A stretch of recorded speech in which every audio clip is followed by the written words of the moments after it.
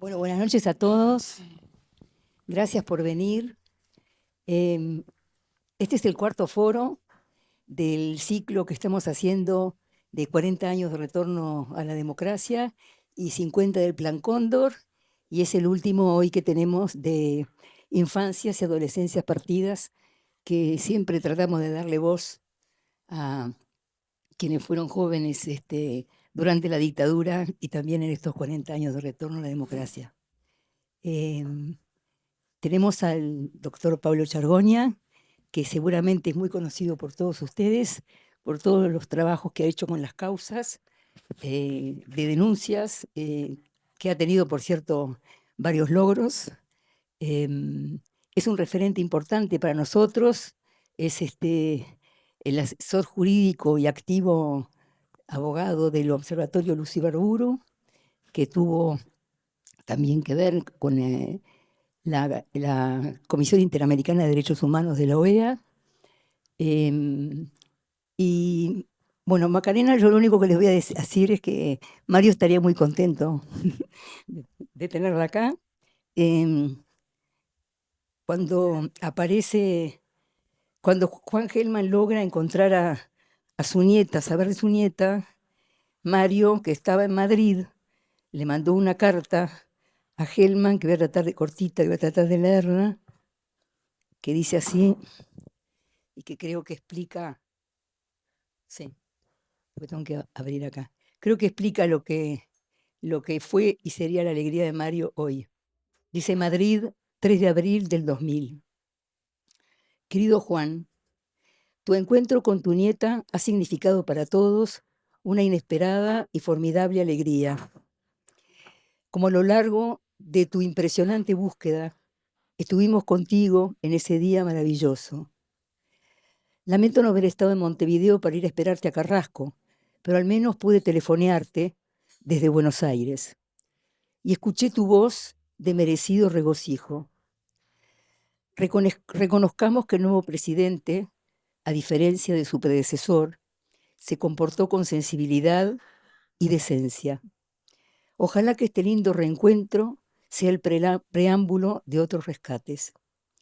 Siempre he creído que una sociedad no puede aspirar a un mejor futuro si no se salda previamente sus cuentas con el pasado. Aquí va un fuerte abrazo, otro para Mara, que bien se lo merece, y otro más para la nieta, que seguramente ya se habrá habituado a esta feliz inauguración. Mario Benedetti.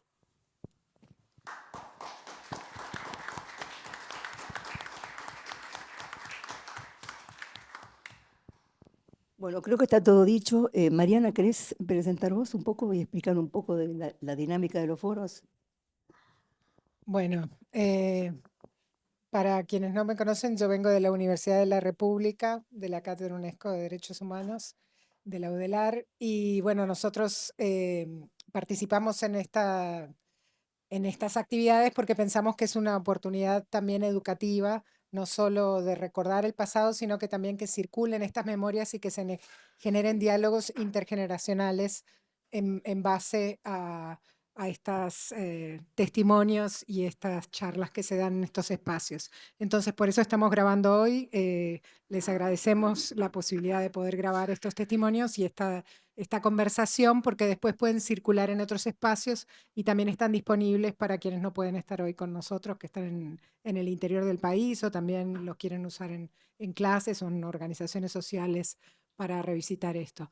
Y como decía Diana, estamos conmemorando los 40 años de democracia y 50 del Plan Cóndor, y acá tenemos una oportunidad de recordar ese pasado, como esta carta nos volvía a poner en ese pasado, la trayectoria en particular de Macarena. Gracias por compartir con nosotros.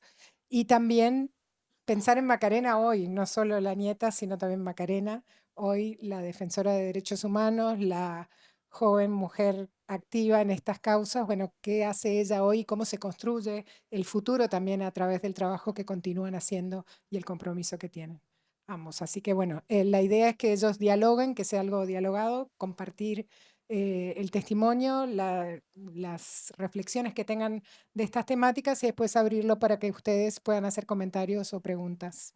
Y bueno, gracias por estar acá. Bueno, muchas gracias a la Fundación Mario Benedetti por la invitación.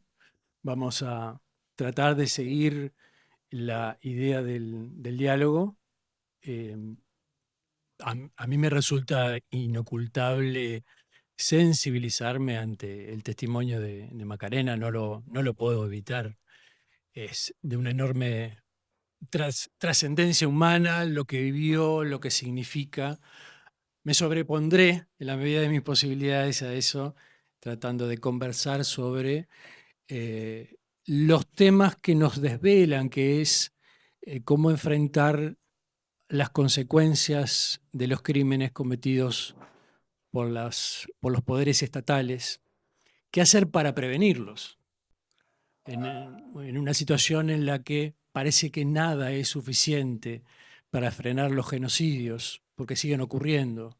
Nada es suficiente en materia de foros internacionales, de leyes, jurisprudencia, y sin embargo todo es necesario.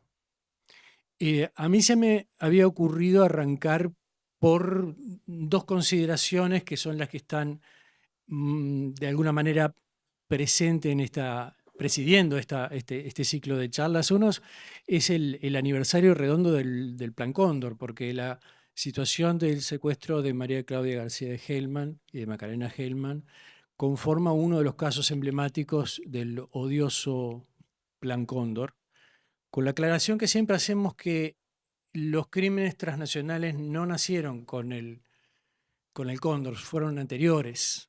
Es cierto que en el 75 se suscribió un acta por parte de las dictaduras de varios países. Recordaba hace unos minutos que en nombre de la dictadura uruguaya lo suscribió el coronel Washington Perdomo Díaz. En un país como este nosotros nos conocemos todos, teníamos compañeros acá que los conocimos personalmente, a Washington Perdomo Díaz, quien fue torturador en Cuartel de Colonia, asesino de Perrini, torturador de los adolescentes de 33, y suscribió en nombre de la dictadura uruguaya un plan bajo la égida de Estados Unidos para perseguir a los enemigos políticos. Pero antes del 75 ya habían habido acciones transnacionales de represión, particularmente en Argentina. Nosotros tuvimos oportunidad de conocer a Antonio Viana, que en el 74 fue secuestrado por la Policía Federal Argentina, con coordinación de inteligencia policial del Uruguay y de las Fuerzas Armadas uruguayas. Estoy hablando del año 1974, secuestrado junto a su familia también, secuestrados sus hijos, hubo homicidios en aquella época. Hace poco un compañero jurista y prestigioso defensor de los derechos humanos brasileño, Jair Krischke, nos hablaba que en el año 1970 también había agentes de la dictadura gorila brasileña en Uruguay coordinando ilícitamente para reprimir y perseguir a quienes consideraban sus enemigos, los enemigos del régimen. La AAA, la Alianza Anticomunista Argentina, también constituían grupos paramilitares y parapoliciales en los que no se respetaban en lo absoluto las fronteras nacionales, ni el derecho, ni las garantías. Todo esto aún antes del Plan Cóndor. Recordaba hace poco que en el año 1960, Chicotazo Benito Nardone era presidente de la República Oriental del Uruguay, Consejo Nacional de Administración en esa época, un colegiado, ¿no? El herrerismo, la derecha latifundista, según documentos desclasificados de Estados Unidos, había sido reclutado por la CIA. La ilicitud de las represiones, de los aparatos represivos, el comportamiento ilícito, el no respeto por ninguna garantía, no respeto por la frontera, no respeto por nada, constituye uno de los ejemplos más ominosos, más espantosos. Y el otro tema es precisamente la sentencia del caso Hellman, que siempre lo decimos, para nosotros constituye un hito, y ahí le voy a dar la palabra a Macarena para que nos hable de donde vos quieras, pero me pareció, siempre lo sostuve, que la sentencia del 24 de febrero de 2011, si cabe hablar de un hito, de un mojón, la sentencia de la Corte Interamericana en el caso Hellman versus Uruguay, ese es un mojón. La Corte Interamericana no es un tribunal penal, es un tribunal que juzga a los estados si estos cumplen o no cumplen con sus tratados internacionales y en este caso con la Convención Americana de Derechos Humanos. La historia quiso que la primera condena de Uruguay por la Corte Interamericana fuese del caso Hellman, porque Uruguay había violado el derecho de las víctimas del terrorismo de Estado a la protección de los tribunales. Había desconocido la obligación que los estados democráticos tienen de investigar los casos de graves violaciones a los derechos humanos. Y hay en esta sentencia consideraciones muy valiosas que tratamos siempre en nuestra actividad forense y de divulgación de señalarlas, consideraciones muy valiosas respecto a qué cosas deben hacer los estados después que salen de las masivas violaciones a los derechos humanos. ¿Cuáles son sus deberes? ¿Qué es lo que tiene que cumplir un estado para que mañana, con relación al yesterday terrible, mañana no vuelva a ocurrir crímenes de esta naturaleza? Acá se trata el caso de María Claudia y acá se trata, en esta sentencia de la Corte Interamericana, el caso de Macarena, y es para nosotros del punto de vista humano, pero también del punto de vista del avance jurídico, político, un documento de suma relevancia que tenemos que divulgar y que tenemos que hacerlo trabajar en el ámbito forense, en el ámbito de la educación, en el ámbito de los medios de comunicación, en el ámbito de estos foros, para señalar exactamente en qué consisten las graves violaciones a los derechos humanos y qué respuesta tienen que tener los estados democráticos. Yo te pregunto si la respuesta del Estado democrático uruguayo es la que es adecuada o no, o cómo viviste este juicio en particular, qué te llevó a la Corte Interamericana, qué pasó desde el 2011 hasta ahora, o lo que tengas ganas de decir. O de todo un poco. O de todo un poco. Bueno, buenas noches. La verdad que es un gusto estar acá. Muchas gracias a la Fundación Benedetti. Bueno, muchas gracias a Diana, a Mariana, a Pablo por compartir esta instancia hoy. Pablo es una persona que yo respeto mucho por su permanente y sistemática y indudable trabajo y compromiso eh, por los derechos humanos, por las causas. Creo que realmente es algo para mí es una de las personas de referencia cuando pienso en cómo se ha trabajado judicialmente este tema acá en Uruguay. Bueno, trataré de empezar en realidad por compartir, entre otras cosas,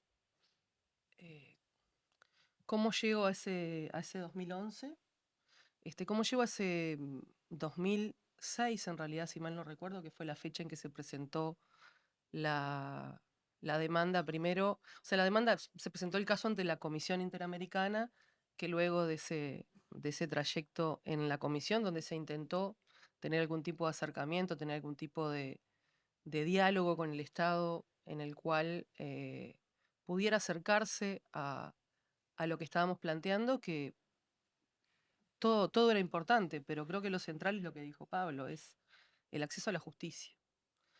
Con una causa archivada en reiteradas oportunidades, con declaraciones muy... hoy capaz que hasta le diría violentas de un fiscal que ni vale la pena quizás recordar su nombre. Recuerdo una mañana que me levanté y habían archivado la causa de nuevo y estaban pasando la noticia y este fiscal dijo que él se complacía porque había triunfado el Estado de Derecho. Creo que no podía ser algo más repulsivo lo que acababa de decir y bueno, esa fue una de las tantas, ¿no? La historia de reclamos ante distintas instancias y distintos tribunales, tanto en Argentina como en Uruguay, porque bueno, precisamente por este Plan Cóndor es que yo nací en Uruguay. Hoy he elegido definirme como rioplatense para ser un poco más fiel a lo que siento.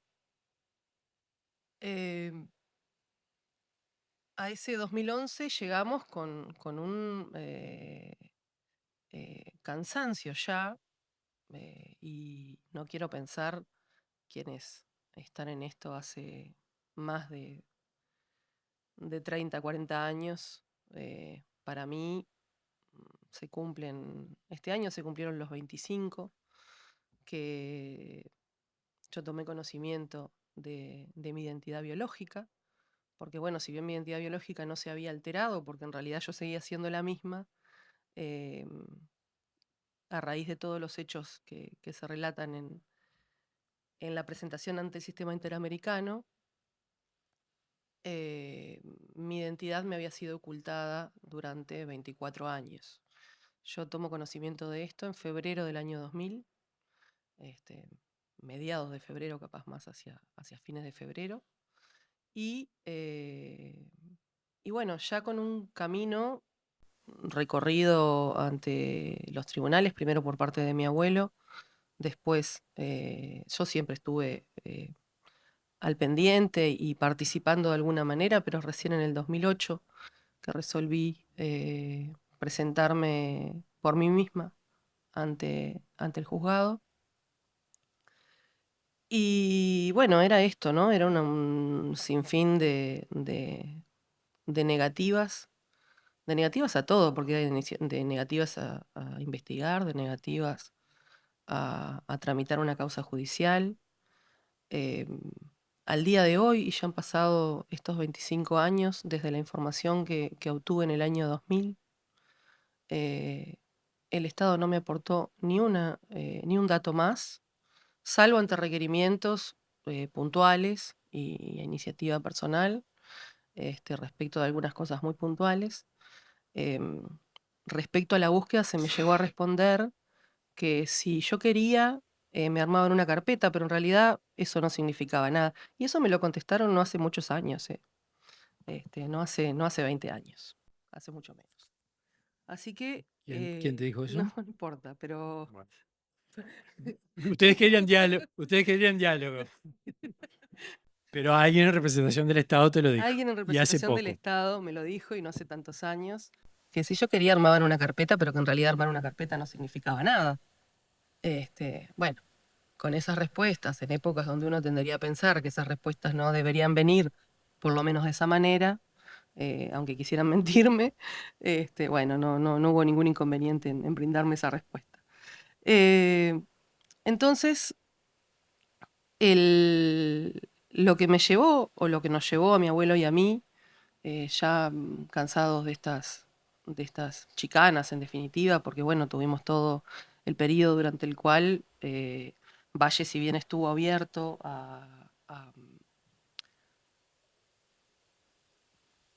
dar un primer reconocimiento, que no es menor, ojo, yo siempre reconozco la Comisión para la Paz como un paso, como una primera respuesta del Estado fundamental e innegable que no se había tenido hasta el momento. Entonces, no quiero dejar de reconocer eso en honor a la verdad, y también por respeto a muchas personas que la integraron y trabajaron con convicción, más allá del resultado que se obtuvo, que no fue naturalmente el óptimo, porque bueno, las condiciones no estaban dadas, las competencias estaban muy recortadas, porque realmente no había intención de ir más allá que recibir un relato. Entonces, ahí, y una cosa que lo vi hace muy poco tiempo en la página de la Institución Nacional de Derechos Humanos, del sitio de memoria, yo leo lo que dice en la presentación del caso y casi que entiendo que a mí me encontró Valle. Una vez escuché a Lucía Topolansky decir eso y dije, pero ¿cómo puede estar tan errada? No, claro, lo dice en la página, o sea, no está claro realmente.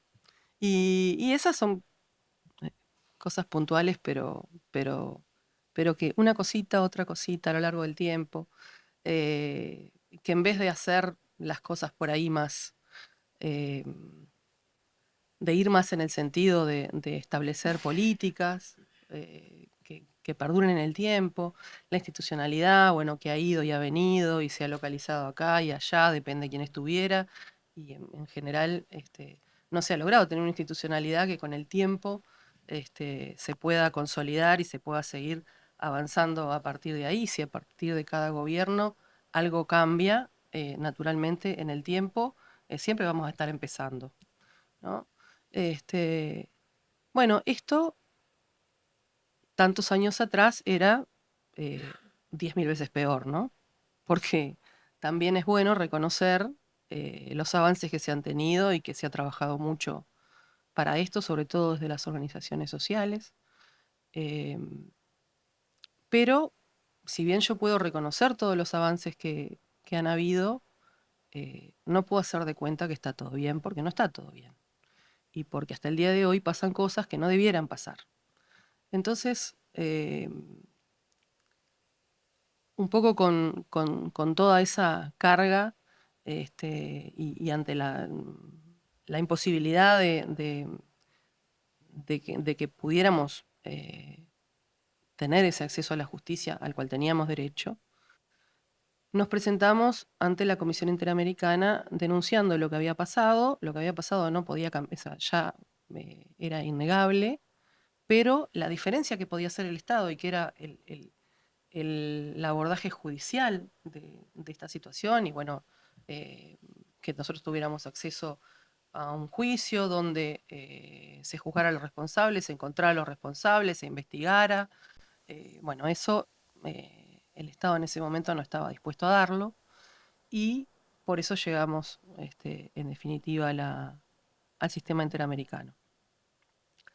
El transcurso tanto por la comisión como por la corte después, bueno, todo derivó en una audiencia donde fuimos escuchados y yo creo, para mí, el armar, ¿no? todo el caso para presentarlo ante la comisión, bueno, trabajar sobre lo que sí se había hecho, sobre lo que no se había hecho, sobre qué compromisos se podían asumir, sobre cuáles no. A mí de alguna manera me ayudó a hacer una síntesis, no acabada, porque bueno, yo insisto en que las cosas con el tiempo, siempre es bueno volver a ver sobre estos temas, sobre todo cuando son temas que aún tienen vigencia y aún están muy presentes, y además creo que coincidimos en que lo mejor es tenerlo muy presente para evitar lo evitable, porque bueno, decía Pablo, es increíble, hay cosas que parece que no aprendemos, y bueno, eso también nos está pasando. Pero con el tiempo a veces la perspectiva cambia y la información que se leyó hace 10 años, al día de hoy, con otros elementos, tiene otro significado o nos aporta algo más. Entonces, para mí ese proceso tuvo ese valor. Después en el juicio, recuerdo que además fuimos con mi abuelo, bueno, naturalmente teníamos que declarar los dos. Me acuerdo que fue de las pocas veces que tuvimos la posibilidad de hablar de repente más, no sé si más claramente, pero mejor respecto a lo que había pasado en torno a lo familiar, porque, porque tanto a mi abuelo como a mí nos costaba mucho. Podíamos estar horas charlando, riéndonos, tomando vino, eh, haciéndonos chistes muy malos, según decía la gente que nos acompañaba, pero bueno, nosotros lo disfrutábamos. Pero sin embargo, hablar de mi papá, hablar de lo que pasó en esa época, hablar de qué sentíamos cada uno en relación a esas cosas, no, nos costó muchísimo. y ahí lo pudimos hablar, que bueno, y pudimos además de repente tener otro intercambio de otra manera. Me acuerdo que él me decía que él, no sé si se sorprendía, pero lo decía muy enfáticamente, de cómo dolía a pesar del tiempo. O sea que a pesar de que habían pasado tantos años, esto fue en el 2010, así que saquen la cuenta, a pesar de eso, dolía como el primer día. Y eso fue algo y fue un momento que para mí fue muy importante, porque, como les cuento, bueno, no era sencillo abordar estos temas en cualquier momento. En la audiencia, recuerdo bueno, que fue la primera vez que en relación a Uruguay, que yo me había sentido escuchada o que se me permitía contar lo que quería contar, decir lo que quería decir, reivindicar lo que quería reivindicar. Y eso también, ¿no? Porque yo siempre insisto en que más allá de los procesos judiciales, bueno, en este caso no era estrictamente judicial, pero en los procesos judiciales en general que me ha tocado participar de una manera u otra, para mí siempre es mucho más importante el proceso y lo que pasa mientras se lleva a cabo el juicio, que después el resultado o estrictamente la sentencia, si bien por supuesto tiene el valor que tiene. Para mí el mientras tanto, el proceso es quizás lo que deja más marcas en cómo uno se siente, ¿no? Y realmente creo que ahora por ahí es un poco más amable los, me imagino, por lo menos en las últimas oportunidades que me tocó tener alguna instancia judicial, se habían modificado mucho de aquellas primeras, donde si ibas a hablar con el fiscal parece una cosa extrañísima querer hablar con el fiscal. Donde sí querías hablar con el juez, era poco más que, no sé, tenías que hacer qué para conseguir una entrevista con el juez. Y también de la manera que eras escuchado o no escuchado. Entonces, también recorrer todos esos momentos no solamente para mí ha sido importante, sino que además todo eso y cada cosa es lo que ha aportado a la construcción y a la reconstrucción de mi identidad. De una identidad que como hablábamos recién, era una identidad biológica que yo no conocía, pero sin dudas era yo. Pero claro, lo que tenía que ver con el entorno estaba todo absolutamente alterado.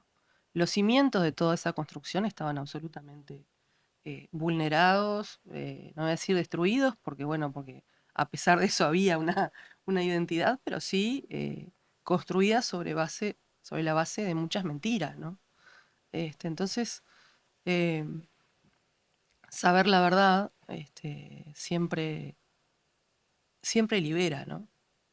Siempre nos permite con nuestras baches y con nuestros dolores y, y con lo que también con lo lindo que vivimos, ¿no? Porque en realidad yo no puedo hacer de cuenta tampoco que empecé de cero. Porque no empecé de cero, tenía 24 años cuando supe esto. Entonces ya había vivido algunas cosas, capaz que menos de lo que yo me pensaba, pero había vivido algunas cosas y, eh, y había forjado una personalidad, una identidad que se completó y de repente se trató de rearmar, de reconstruir sobre la base de la verdad, que, bueno, que me parece que es innegociable, ¿no? Me parece que haber podido conocer la verdad me permitió también entender y entenderme algunas cosas que en el momento que las sentía no me las podía explicar. O cómo algunas cosas que trascendían mi nivel de conciencia me determinaban o me influían para que yo reaccionara de tal o cual manera, para que yo tuviera las pesadillas que tenía, para un montón de cosas que, bueno, uno dice, bueno, claro, y empezar a entender, ¿no? muchas cosas que había vivido y que yo no las entendía. No es un trabajo acabado, ¿no? Todavía sigue en marcha, pero eh, creo que no reniego tampoco de la familia que tuve, de la familia que me crió. Para mí, mi mamá es mi mamá y mi papá era mi papá. Como también, quizás si yo hago una distinción cuando hablo entre adoptivo, biológico, es para que se entienda. Pero yo, si bien por supuesto es diferente un sentimiento y otro, y pueden ser diferentes las cosas que siento, para mí ambos fueron mis padres. Entonces, eso también ha sido difícil muchas veces de plantearlo públicamente. No lo he hecho, o sea, no lo he ocultado, pero sí también muchas veces cuesta. Estoy saliendo una gripe y la garganta me está matando, por favor. Te doy un minuto para que tomes agua. Obviamente es un testimonio importante y muy sensible, así que te damos un minuto. Yo tenía ganas de señalar o de compartir algunas de las consideraciones que estaban en esta sentencia que hablamos, porque Macarena hablaba de la identidad y esta sentencia particularmente habla del derecho a la identidad. Cuando se refiere al capítulo de Macarena, la referida situación, dice, la Corte afectó lo que se ha denominado el derecho a la identidad, y en otra parte dice el derecho a la identidad es consustancial a los atributos y a la dignidad humana. Esos son los derechos que fueron afectados. Esa es la dimensión terrible del derecho afectado, el nivel de daño ocasionado por el terrorismo estatal. Fue afectada la libertad de Macarena, dice la Corte, y fue afectada la vida. Se da lugar para hablar de lo que supone la separación de la madre y el bebé, que formó parte de esta situación trágica. Y termina concluyendo la Corte Interamericana que no solamente María Claudia García de Hellman está desaparecida, sino que Macarena también es víctima de una forma particular de desaparición forzada. En la medida que se le negó el derecho a la identidad, en la medida que se hizo desaparecer los vestigios de su pasado, Macarena es también, al haber sido sustraída de la forma en que lo fue, trasladada de un país a otro en el vientre de su madre, afectada también en ese aspecto. Y hay un párrafo particularmente definitorio también que quiero leerlo textualmente como está aquí escrito en uno de los considerandos de la sentencia de la Corte. Paréntesis. Los considerandos de la sentencia de la Corte forman parte de la parte dispositiva de un fallo. Cuando la Corte condena a un Estado a algo, hay que leer lo que dice el fallo, qué es lo que el Estado tiene que hacer, y hay que leer en su integridad esta sentencia para saber cómo tiene que hacerlo. Y para dar paso después hablamos un poco de yesterday, hablar de mañana. ¿Sí? ¿Qué cosas todavía están pendientes de realización con relación a este fallo? En el párrafo 97, la sentencia dice: el estado de embarazo en que se encontraba María Claudia García cuando fue detenida constituía la condición de particular vulnerabilidad por la cual se dio una afectación diferenciada en su caso. Afectación diferenciada.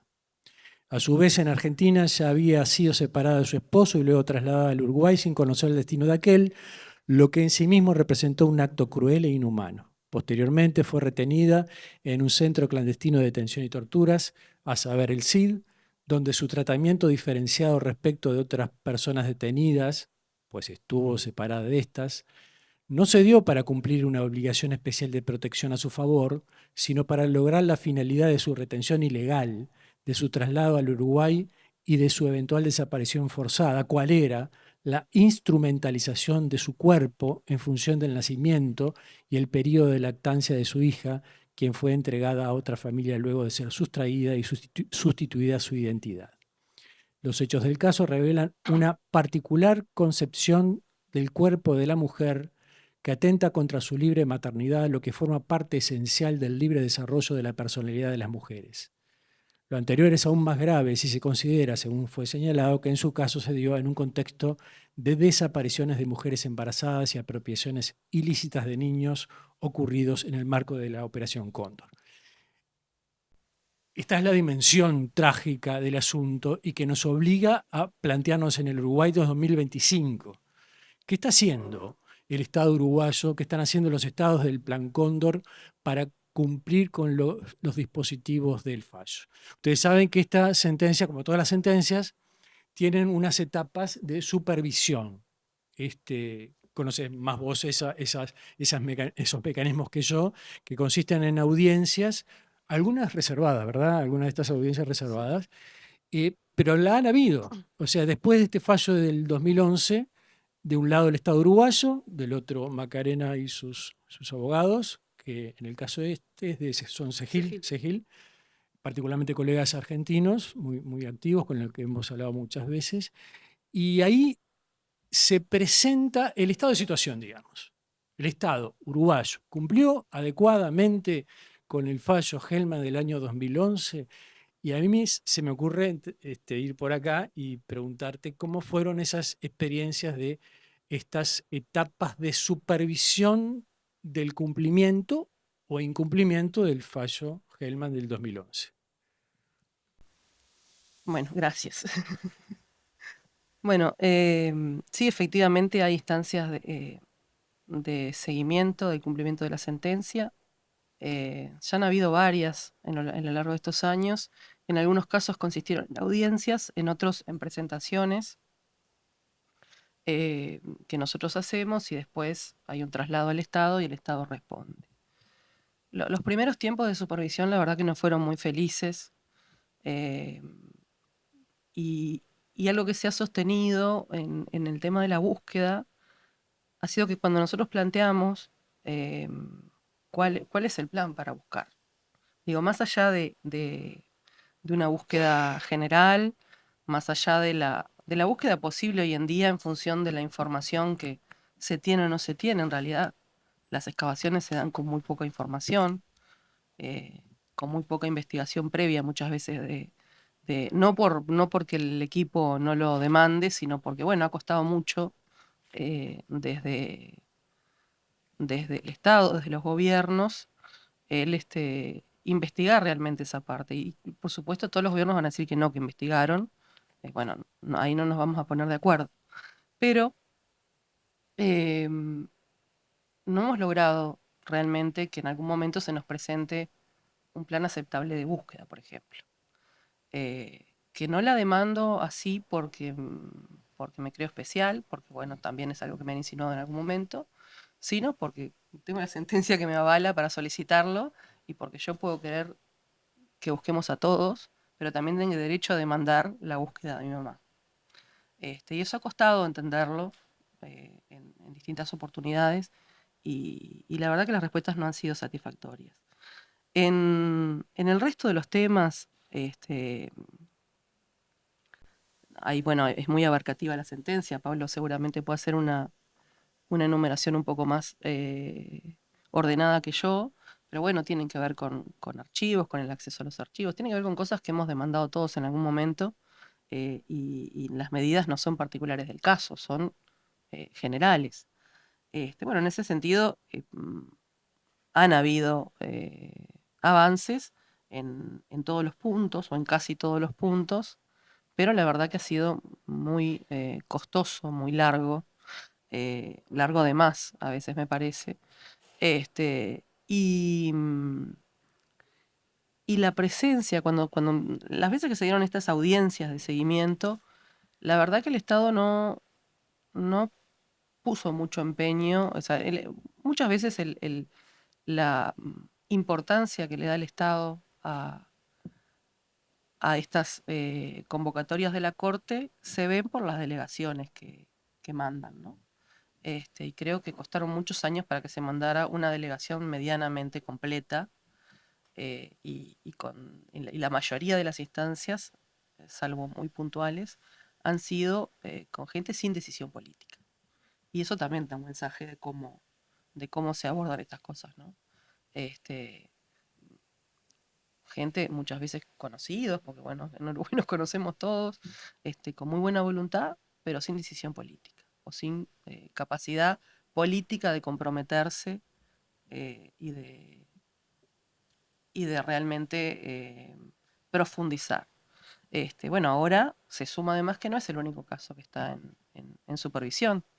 Entonces, no sé cómo ha sido la experiencia, si han tenido ya alguna audiencia de seguimiento, pero bueno, tenemos la oportunidad de ver a ver si algo cambia un poco. Como todo, yo no quiero ser negativa en el sentido de decir, no, es todo un desastre, no se ha hecho nada, eso no es verdad. Pero realmente, para mi gusto, se podría haber hecho mucho mejor y se podría haber hecho más en este tiempo. Lamentablemente eso no ha ocurrido por las razones que hayan sido, pero yo recuerdo la audiencia para que nos... Porque también el Estado con esto ha estado aprendiendo también, ¿no? Porque al principio no había experiencia, pero bueno, hay cosas que uno dice, podría ser un poco más prolijo muchas veces. Recuerdo respuestas como, no, no tengo la convención a mano para dar una respuesta, qué sé yo. Te pregunto qué funcionario no tenía la convención a mano, no me lo vas a por decir supuesto, tampoco. no, Pablo, Pero por es alguien supuesto que que no. representando al Estado. Es alguien que fue representando al Estado. En realidad, no, ¿sabes por qué? Porque en realidad yo no lo atribuyo a responsabilidades personales. Lo atribuyo a responsabilidades políticas, porque en realidad esa persona que va, que puede ser cualquiera, que en ese momento esté en un rol, eh, el que da los lineamientos no se los da él mismo. Entonces, para mí, más allá de lo personal o de lo que... Pero bueno, esto creo que ilustra un poco que muchas veces no se le ha dado a mi gusto la importancia que esto tiene o el respeto que esto tiene, que esto merita. Las respuestas con el tiempo fueron mejorando y bueno, y se han dado respuestas en muchos puntos bueno, que han servido para continuar y para decir, bueno, está trabajando en esto, esperemos un poco más. El problema es que los tiempos siempre apremian, ¿no? Hace muchos años que los tiempos apremian. Pero para mí es eso y por eso no lo quiero individualizar, sino que me parece que es un reflejo de... Y yo no estoy segura tampoco de que sea una cuestión de algunas veces, otras seguramente sí, pero en algunas veces yo no lo asociaba con falta de voluntad política, sino con falta de trabajo sistemático y sostenido en el tiempo. En ponerse realmente a pensar qué hacemos con esto de acá a 10 años, 15 años, 20 años, 30 años. ¿Por qué no? Porque en realidad esto no parece resolverse demasiado rápido. Entonces, pensar solamente en los 5 años de gobierno, si bien es necesario, porque es la responsabilidad que toca, porque bueno, pero por eso de ahí la importancia en que esto no se asocie exclusivamente a las personas, sino que se asocie a verdaderas políticas de Estado, no solamente de gobierno, creo que decía Gabriela, en la charla pude verlas por arriba, nomás no pude verlas todas, pero bueno, tengo el DBS de las charlas anteriores. Pero bueno, me parece que en realidad es parte de eso, ¿no? Para esto también hay que trabajar mucho. Esto no se resuelve con que los militares hablen. Seguramente, si hablaran, por supuesto, arrojarían luz sobre muchas cosas. Sobre otras no. Pero además, es casi infantil ponerse a esperar que los militares hablen. O sea, yo creo que si uno va a depender de eso, realmente no tendría sentido la justicia, porque ¿para qué? Si en realidad lo único que tiene que pasar es que las personas confiesen. Yo no le encuentro todavía asidero a eso. Por eso solemos señalar desde las organizaciones de derechos humanos, digamos, algunos aspectos que se le deben exigir a todos los estados. Yo estoy de acuerdo con que son temas complejos y que requieren una revisión no simplista de las cosas. Pero poner el foco en los adjetivos que utiliza la Corte Interamericana en los dos casos, en el caso Hellman y en el caso Majdanek, que son las muchachas de Abril, Tassino y González González, siempre lo señalamos, año 2011 y 2021, poner el foco en lo que adjetiva la Corte desde la perspectiva popular reclamándole al Estado me parece clave. La Corte no dice que se tienen que desclasificar documentos, dice que se tienen que procesar los documentos, que no es exactamente lo mismo. Y esta adjetivación, este imponerle a los estados hagan determinadas tareas de determinada forma, constituyó una evolución. No fueron así los primeros fallos que datan del año 2001, en el caso Barrios Altos versus Perú. ¿Por qué hubo esa evolución en la Corte? Porque se advertía que los estados no estaban cumpliendo adecuadamente. Se desclasificaban documentos, pero no se los decodificaba. Y como decía Humberto Eco hablando de comunicación, una buena manera de no informar es informar demasiado. Si usted tiene toneladas de papel y no sabe hacerle decir nada, ni va a explicar, ni va a permitir una imputación penal, ni se va a acercar a los cementerios clandestinos. Entonces, el fenómeno no es solamente ir a la desclasificación de documentos, sino exigir a los estados capacidad de procesar los documentos. De hecho, el deber que emana del fallo es ese. No es acceder a los archivos solamente. Es procesar los archivos respecto de los que hay que acceder. Lo mismo con relación a las formas de investigación penal. No es suficiente con abrir expedientes judiciales penales. Es necesario contar con las capacidades necesarias en el Poder Judicial y en la Fiscalía General de la Nación como para investigar casos de macrocriminalidad compleja y ocurrida hace muchos años. Es decir, hay ciertas exigencias a partir de una forma que los estados tienen que actuar con eficacia y con eficiencia, con efectividad, dice la Corte.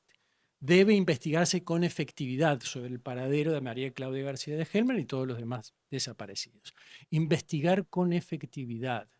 Hay algo que se llama debida diligencia que suele analizarse en las organizaciones de derechos humanos a nivel internacional, sobre todo los que plantean casos ante la Corte Interamericana, que es exigirle luego a los estados condenados la debida diligencia para cumplir con esos deberes.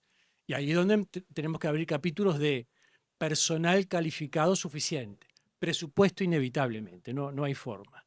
Por cierto, que sensibilidad política sobre los temas, no se puede elegir para miembro del Supremo Tribunal Militar a uno que integró el Tribunal de Honor que amparó a Gabazo. Y eso lo leímos en el diario de hoy. O sea, una mínima sensibilidad política con respecto a estos temas. Yo en un documento del año... ¿Me permitís sí. sumar una cosita a eso?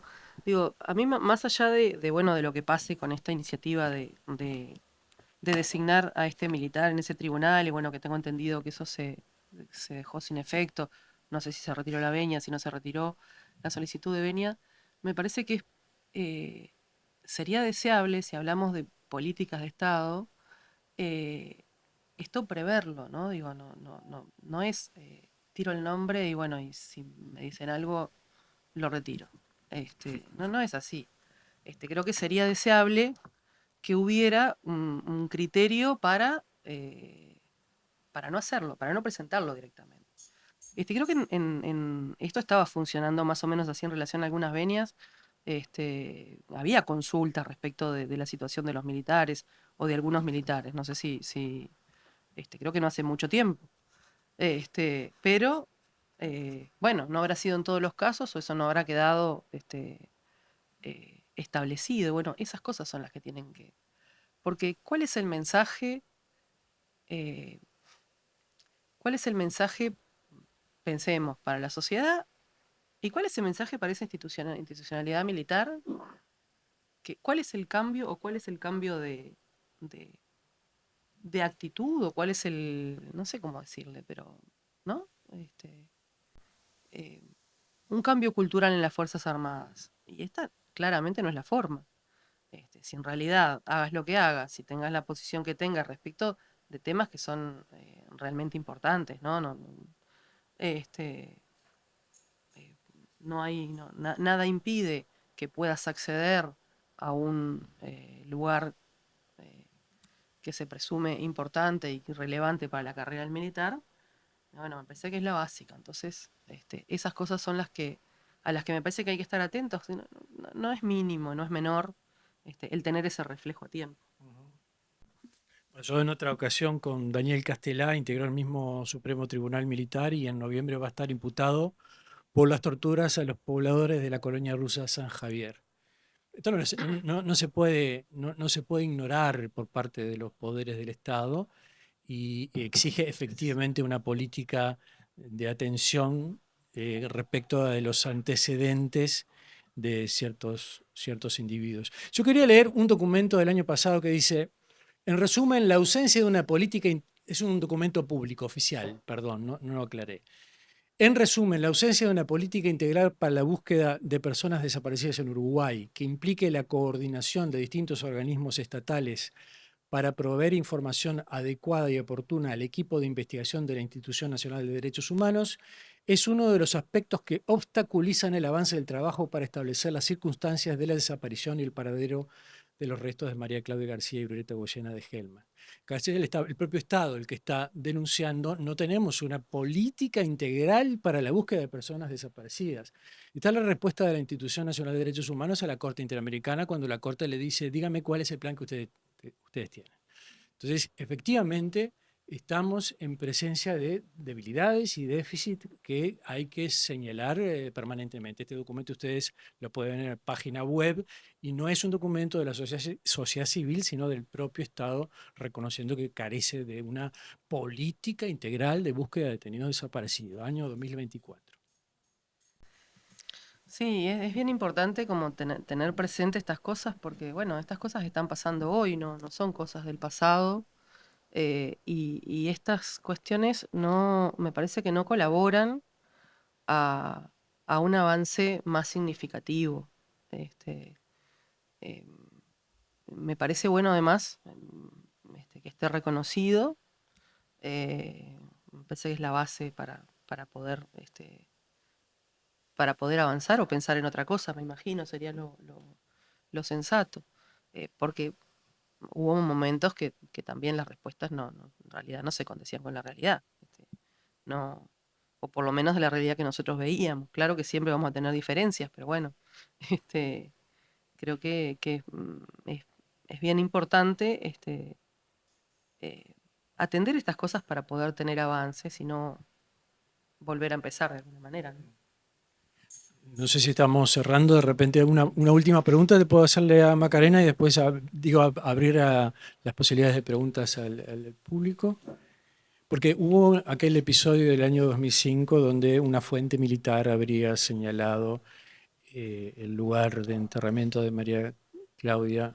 Tal vez no es un episodio suficientemente explicado. Yo quiero escuchar tu opinión con relación a eso. Bueno, yo me voy a dar mi opinión y voy a dar mi versión porque participé muy directamente, por lo menos por lo menos de la decisión de ir al batallón y ver, ¿no? Nadie me llevó de las narices al batallón, ni mucho menos. Este, yo en realidad, y por eso también insisto en que las cosas con el tiempo se ven diferentes. Si yo tengo que pensar con la información que tenemos hoy, y la información que tenemos hoy es que en esa zona, si bien no era ese lugar puntual, en esa zona se encontraron varios cuerpos. Entonces, con la información que tengo hoy, pero capaz que no la tenía hace 3 años, eh, yo creo que no se mintió sobre el lugar, por lo menos que había enterramientos. Creo que esto de dar una ubicación imprecisa puede responder a muchas cosas, pero si voy a pensar que fue intencional, evidentemente la idea y que ha sido estrategia, no solamente en el campo de la búsqueda, sino también en lo judicial, es dilatar, dilatar, dilatar, ¿no? Esa ha sido una estrategia sostenida en el tiempo. Porque claro, el tiempo atenta contra la resolución contra los hallazgos, atenta contra contra una causa judicial, atenta contra muchas cosas. El problema es que también, y esa creo que es la dimensión que no se ve, es que atenta contra que hay madres que se han muerto sin saber de sus hijos. Y ahí también hay una crueldad adicional, ¿no? Pasado estas instancias, hay como un adicional todavía. Entonces es como que no nos cansamos de ver las consecuencias de esto. En ese momento, esa información se interpretó como, se hizo una búsqueda que fue acotada, porque la información que presumiblemente era la correcta, hablaba de un lugar muy concreto, con unas coordenadas muy concretas y con un radio de búsqueda muy acotado.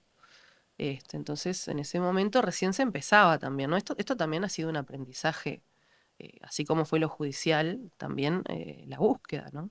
En ese momento nosotros no teníamos un equipo de antropología eh, forense para realizar las búsquedas, para hacer búsquedas sistemáticas como se pueden hacer hoy en día, ¿no?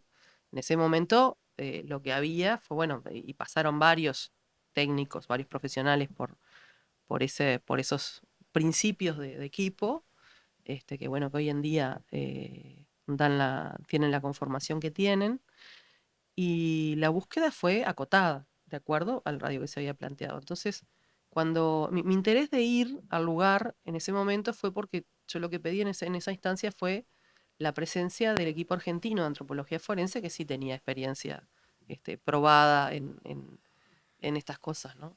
Entonces, yo quería ir en el momento que iban ellos, para poder tener un intercambio en el lugar y saber, porque yo no, o sea, no me lo creí de arranque lo que habían dicho, ¿no? Yo quería saber, del equipo, de hecho me alertaron, me dijeron, bueno, no, esto, porque había un militar que decía, bueno, si se fijan acá se ve claramente una tumba. No se veía una tumba, o sea, se veía algo que podía hacer muchas cosas, y bueno, para mí eso era importante para no tener después unas versiones por terceros o ir en otro momento donde no tenía la oportunidad de intercambio. Por eso fue que fui en ese momento ahí, no consciente de lo que me estaba exponiendo, por supuesto, y no consciente de la mediatización que iba a tener eso y de la repercusión que iba a tener. Yo solo estaba pensando en que me decían que ahí podía estar mi mamá, entonces yo quería ir a ver, y además que me dijeran del equipo de Argentina a ver qué podía esperar. Eso fue lo que me motivó a mí. Claro, había toda otra historia que después tuvo ese episodio que fue muy público. Bueno, que en realidad otra cosa que manejé en algún momento fue bueno, que eso fue para desalentar la búsqueda, ¿no? Porque he sabido que había tensiones en las Fuerzas Armadas por la información que se estaba em, promoviendo que se brindara, y bueno, evidentemente no estaban todos de acuerdo. Entonces, también podrían haber cosas inexactas, podrían haber un montón de cosas. Yo creo que hoy, con la información que tengo hoy, eso fue una medida dilatoria o fue para desalentar la búsqueda que venía con mucho ímpetu, con un discurso cuando asumió Tabaré Vázquez respecto de la búsqueda. Nunca se había ingresado a un cuartel, mucho menos a excavar. Bueno, eran momentos donde ahora, donde no había nada, entonces, donde se estaba comenzando y estábamos viviendo un momento, yo creo que histórico, en ese sentido. Em, Después, con el tiempo además, se pudo ver, bueno, en función de que se logró armar un equipo con una composición más o menos constante, permanente, que perdurara en el tiempo y que tuviera esa oportunidad de aprendizaje. Creo que eso es, porque también en algún momento se manejó, y bueno, el hacer llamados y ir cambiando los integrantes y qué sé yo, todo eso me pareció un disparate, en el sentido de que esto necesita un aprendizaje que lo da la permanencia y la consolidación de un equipo. Me parece que ese ha sido el valor y la prueba de que si logramos hacer algo a mediano plazo, trabajarlo de manera sistemática, esto puede aparecer. Es lamentable que no haya más información y haya que tener la iniciativa de excavar todas esas hectáreas para ver si se encuentra. Pero bueno, en este momento ni los avances que hemos tenido a nivel de investigación, ni por supuesto ni que hablar los responsables que no tienen ningún interés en dar ninguna información, ha permitido que las búsquedas sean más eficientes o más efectivas en un plazo menor. Entonces, creo que ante esa situación, esta estrategia es la correcta. Buscar hasta que se encuentre algo. Y bueno, han aparecido. Y si tomamos en cuenta el universo desaparecido en Uruguay o los cuerpos que, por supuesto que siempre pueden pasar cosas que no estén en los planes, ¿no? No estaban en los planes que yo estuviera en Uruguay tampoco. Eso cuando se comenzó la búsqueda no se había manejado. Eh, Creo que los cuerpos que se han encontrado no son pocos y que alcanzan para ver, bueno, que hay una cierta lógica en los enterramientos que se han encontrado y en lo que se ha dado. Y que bueno, habrá que seguir buscando. Ante la falta de un avance más preciso, la estrategia será excavar todo. Pero bueno, eso claramente atenta eh, en los tiempos. Claro. Yo creo, compañeras, que podemos dar oportunidad al público que quiera hacer algunas preguntas a Macarena y cerraríamos esta jornada de hoy. Hola, Maca, Hola. Pablo. Yo más que una pregunta concreta quería sobre este tema final, ¿no? Incorporar también otro aspecto, ¿no? Porque es cierto que en toda esta situación se han logrado, a pesar de todos los pesares, demostrar cosas, demostrar que había cuerpos. Se incorporó el 14, que no estaba previsto, y fue por estas circunstancias, por el caso de María Claudia, que se empieza a buscar. Y eh, pero el tema que quiero poner es cuál es la responsabilidad del Estado, ¿no? Y qué papel ha cumplido hasta ahora los gobiernos que han estado al frente de ese Estado para que no solo es esa información, porque tal vez no logremos nunca completar los 197 casos que queremos esclarecer o más, porque hay muchos en estudio, sino el hecho de un Estado que diga, que se ponga en el rol de que tiene que esclarecer eso, porque quiere dejar atrás los crímenes del terrorismo de Estado, y que además quiere subordinar a las Fuerzas Armadas para que hagan la investigación y aporten la información que comienza cuando detuvo a esas mismas personas en su fuerza, o sea, sus integrantes, no importa si hace 50 años, y que eso sea un rol y una actividad, un compromiso, que es lo que marcan las sentencias internacionales, ¿no? Porque a mí me costó entender que se cerrara, por ejemplo, un juicio sin que se mandara a buscar, ¿no? O sea, de repente sigue un juicio por un desaparecido, no se daba la sentencia por desaparición forzada, sino por asesinato, por lo que sea, pero sin cuerpo. Y eso no podía correr por el lado de nuestra justicia, eso era como una cosa aparte. Nunca entendí esa división. Y estos juicios internacionales nos muestran que ponen la responsabilidad en el Estado mismo, que fue el Estado, como continuidad, fue el Estado dictatorial, ¿no? Entonces creo que nos está faltando eso. Los equipos tienen la entrega, seguirán su trabajo, haremos lo que sea, pero terminar con este crimen requiere otro tipo de voluntad que no ha habido, ¿no? Hola, buenas noches. Bueno, primero en este espacio de valentía que es este espacio de acá. Yo soy de Venezuela, trabajo en la Embajada de Venezuela. Voy a hablar como sociólogo. Hay un tema que es muy fuerte, que es los niños institucionalizados en estos momentos donde la migración o los flujos migratorios es el tema.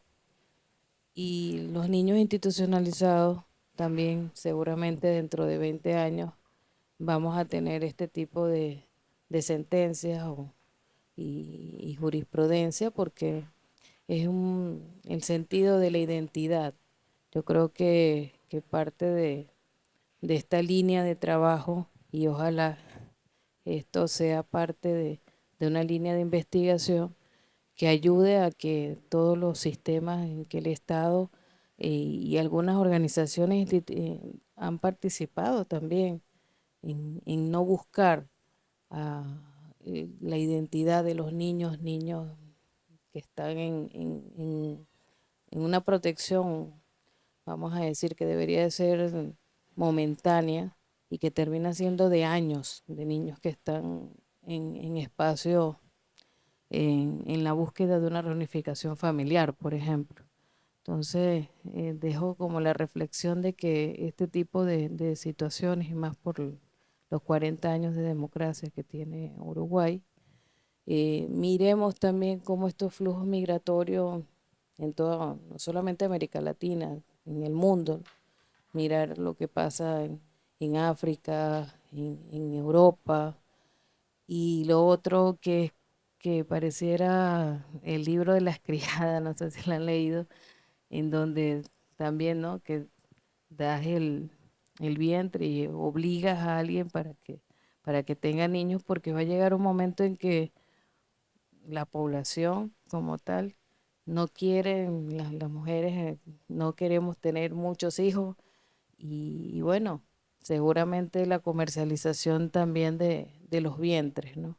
Entonces, los niños que vengan de esa forma, también deberíamos de pensar cómo protegerlo para que la historia, tal cual como lo dice la compañera Macarena, ¿no?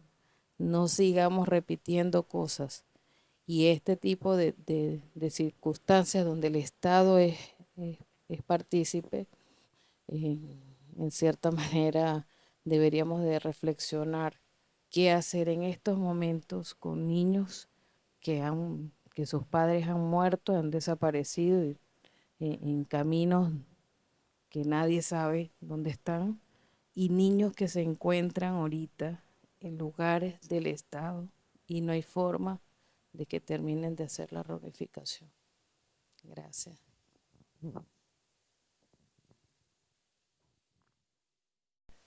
Yo voy a decir un disparate seguramente, pero es algo que hace tiempo pienso y bueno, la única forma de aclararlo son ustedes.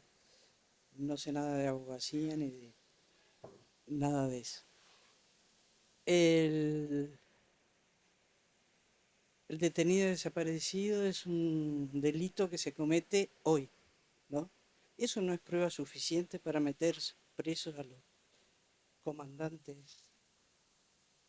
supremos del tribunal militar o de quien sea. Esa es la pregunta.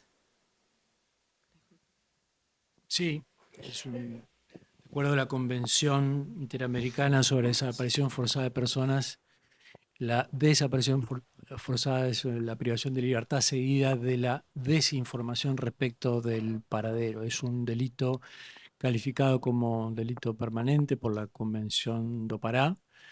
¿Quiénes son los responsables del silencio criminal? Esa es la buena pregunta, porque hay que determinar que ese silencio o ese ocultamiento implica la comisión segundo a segundo de un crimen que podría estar cometiéndose hoy, efectivamente. Eso es así. La evolución en materia de imputaciones ha sido muy difícil en este país y en otros muchos países. En Brasil tiene una situación peor, en Paraguay peor, Argentina está un poco más avanzado. Igualmente no son todos los responsables de los crímenes de lesa humanidad en contexto de genocidio, dicen en la justicia argentina. Es una discusión interesante.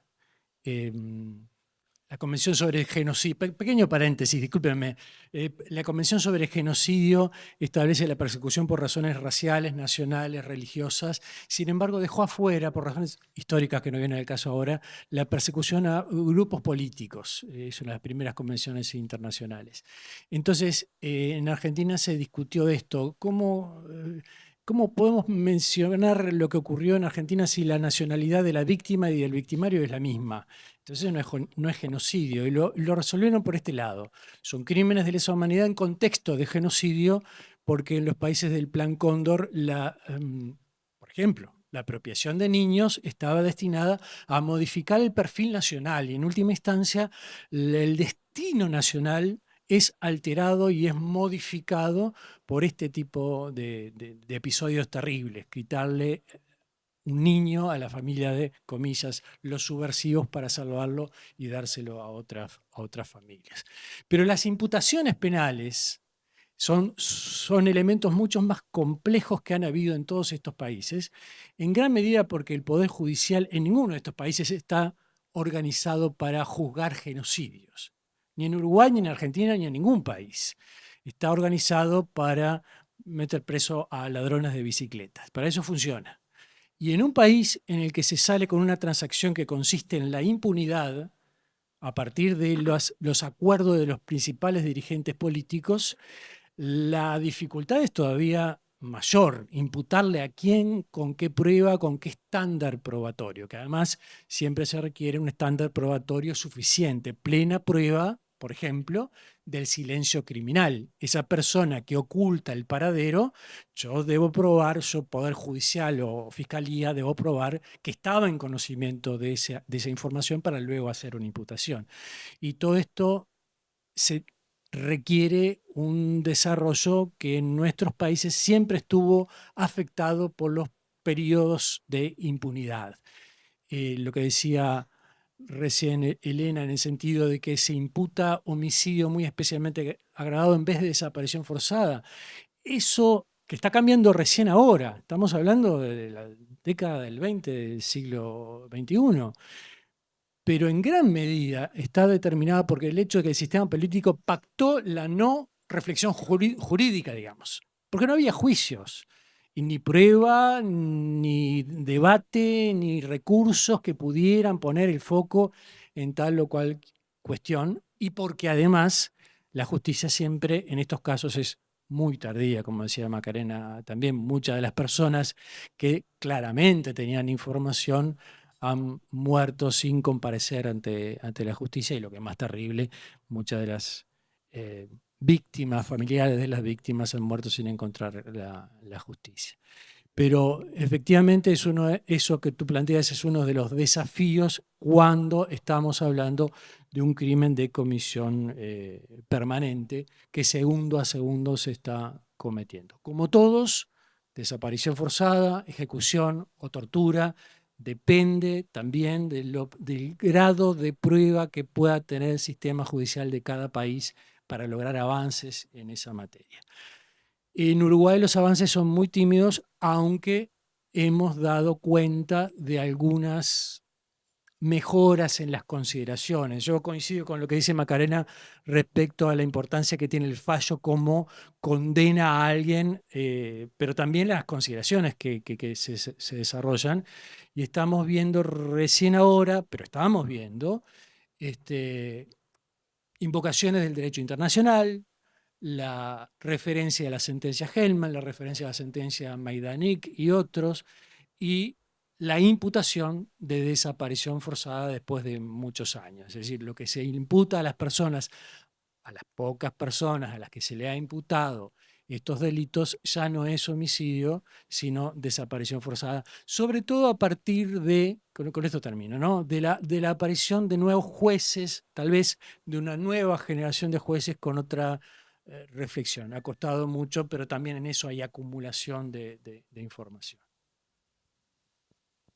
Disculpa porque la hora es la que es y lo que puedas podrás, y lo que no va a haber problema. Mi capacidad es muy limitada y te confieso que dijiste tantas cosas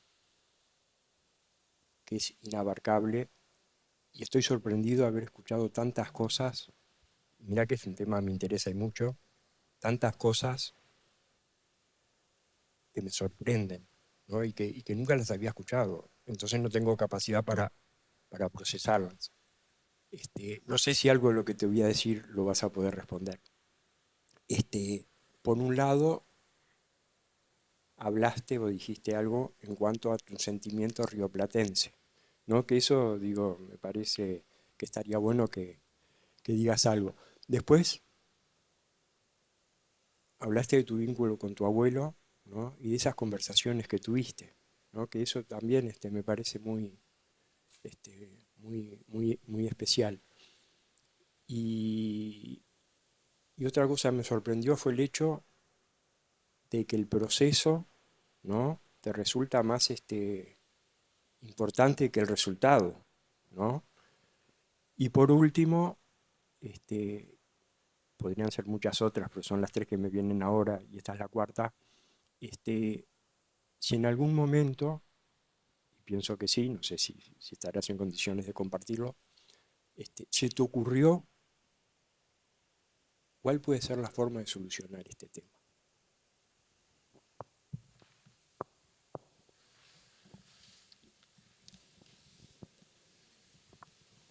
Con estas preguntas, discúlpame, Macarena, así te doy 2 segundos para que lo pienses.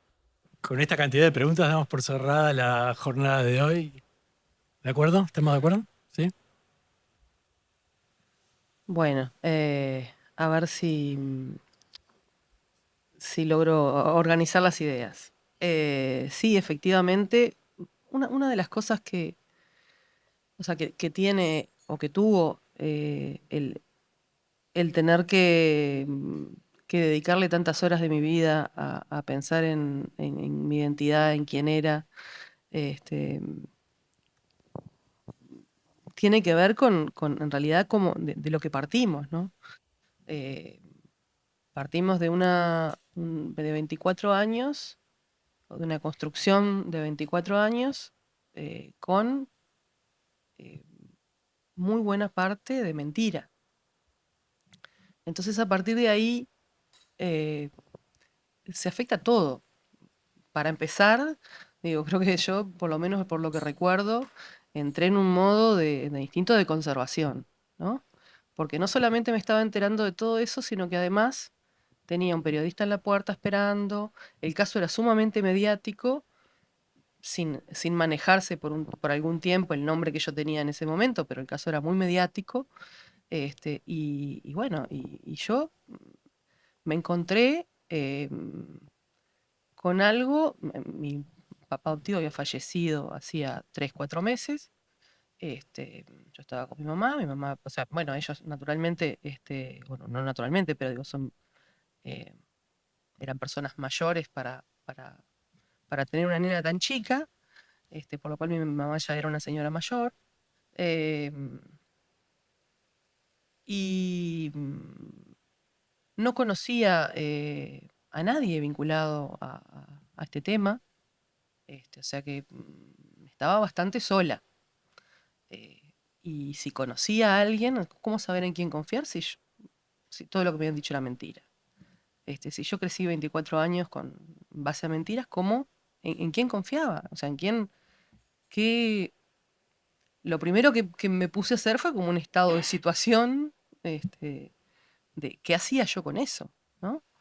Em, si bien, por supuesto, mi reflejo era, eh, si había una verdad que conocer, quería conocerla toda y lo antes posible.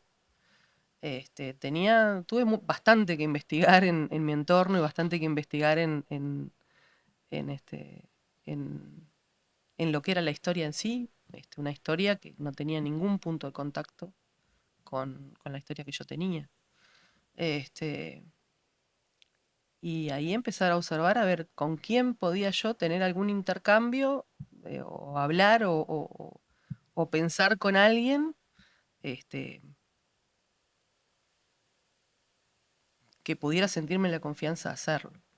¿Cómo decirle a mis amigos? ¿Cómo decirle a mi entorno de toda la vida? Porque esos 24 años eran toda mi vida. ¿Qué le decía a mis amigos? ¿Cómo a quién le decía, tampoco tenían nada que ver, o sea, bueno, un momento bastante choqueante, ¿no? Este, y resumiendo, yo estaba con una familia que fue mi familia, pero que no era. Resulta que tenía otra familia, que era mi familia, pero que no había sido, que no conocía, o sea, que no sabía quiénes eran, que no sabía eh, qué pretendían, o sea, qué esperaban de mí, saber primeramente si esa efectivamente era mi familia, porque en ese momento era la presunción, este, vincularme con ellos. Ahí me empecé a encontrar entonces que toda mi familia tampoco estaba en Uruguay. O sea, en Uruguay no había amigos de mis padres, no había conocidos de mi abuelo, no había, bueno, alguno, pero, pero pero en general, no. Este, entonces, una de las cosas que quedan como más afectadas son que, sin perjuicio de que yo después con el tiempo puedo pensar que, bueno, que efectivamente siempre tuve problemas para sentir pertenencia a algo, y que ahí de alguna manera podía de repente empezar a tener alguna pista de por qué me pasaba eso, por qué no me identificaba con la familia con la que vivía, con la familia más ampliada, ¿no? Digo, con mi padre y mi madre ni me lo cuestionaba, pero de repente con la familia más ampliada yo no me veía nada en común, no me veía parecida, no me veía, siempre te pareces a alguien, por lo menos, no me veía parecida a nadie, no tenía Entonces, bueno, todo eso, y dentro de esas cosas era, mi familia no era uruguaya, yo no tendría que haber sido uruguaya. Yo fui uruguaya porque a mi mamá la trajeron clandestinamente y la hicieron para ir acá. Pero mi madre no tenía ningún proyecto de venir a atender su parto en Uruguay. Entonces, bueno, también la nacionalidad, bueno, que también está reconocida, mi derecho a la nacionalidad de mis padres también estaba afectado. Y, y yo de repente empezaba a no encontrar, por supuesto, mi historia de vida, mis amigos, o sea, eso no está en discusión. Pero bueno, de donde yo venía no tenía nada que ver con el Uruguay. Entonces, bueno, a mí me ha costado con el paso del tiempo, este, o sea, parte de mi identidad era ser uruguaya y eso tampoco era, salvando por el hecho de que sí nací acá, tampoco era así. Entonces, bueno, mi, mi sentimiento hoy en día, a eso me refería, soy más rioplatense que otra cosa, porque nunca voy a renegar del Uruguay, pero, pero tampoco nunca voy a renegar de la Argentina. Y toda mi historia tiene que ver con la Argentina. Y, y la parte que tiene que ver con Uruguay tiene que ver a partir de consecuencias, o sea, son consecuencias de cosas que no deberían haber pasado. Y todo eso es parte de mi identidad. Tener padres adoptivos y tener padres biológicos, tener familia biológica con la que por suerte y con el tiempo me pude vincular cariñosamente y pudimos tener un vínculo. Ese vínculo también tenía que ser construido porque no existía. Entonces, bueno, todas esas cosas inciden en que mi sentir hoy sea ese. Después en relación a mi abuelo, bueno, yo pude tener varias conversaciones con él después. En todas me costaba mucho, o nos costaba mucho a los dos entrar en lo que había pasado. De repente algunos enunciados, algunos chistes también, porque el humor salva de todo. Em, y además tuve la oportunidad de despedirme, que eso fue para mí lo más significativo de todo. Era el primer familiar de que yo podía despedirme. Perdón.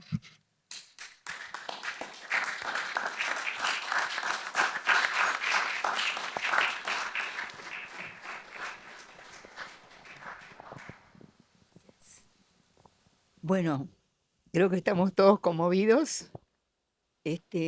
Agradecerle a Maca la honestidad, la generosidad, a Pablo, que resultaste un excelente moderador y te pareces periodista. Invitarlos a todos, el próximo jueves empezamos los 3 foros de La democracia hizo que escribiéramos lo que pasamos. El próximo jueves es con Marcelo Stefanel y Lilian Celiberti, que seguramente conocen los libros que escribieron, si no se los recomendamos, El hombre numerado y Mi habitación, mi celda. Y bueno, los esperamos los próximos 3 jueves para seguir con estos foros. Gracias por venir.